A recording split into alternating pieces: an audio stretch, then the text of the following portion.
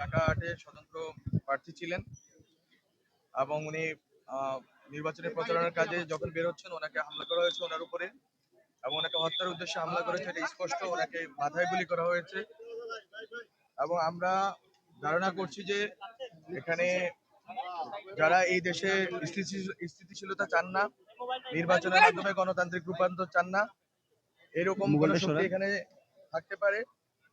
আমরা চাই সরকার খুব দ্রুতই তদন্তের মাধ্যমে ওনার যে হামলাকারী ওকে গ্রেপ্তার করুক এবং এর সাথে জড়িতদেরকে গ্রেপ্তার করুক। আমরা কোনোভাবেই এই সংস্কার, ঐকমত্য কমিশন, বিচার, এই কার্যক্রমগুলোকে যখন আমরা সাফল্যের দ্বার প্রান্তে নিয়ে যাচ্ছি, নির্বাচনের মাধ্যমে একটি গণতান্ত্রিক রূপান্তরের কথা ভাবছি আমরা, তখন এই রকম ঘটনা আমাদের জন্য অনেক বড় অশনি সংকেত।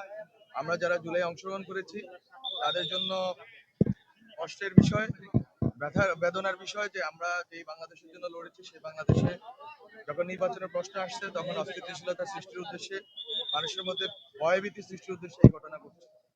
আমি ওনাকে দেখতে গিয়েছি, ওনার সাথে ওখানে ছিলাম 1 ঘন্টার মতো। ওনার চিকিৎসকদের সাথে কথা বলেছি, পরবর্তীতে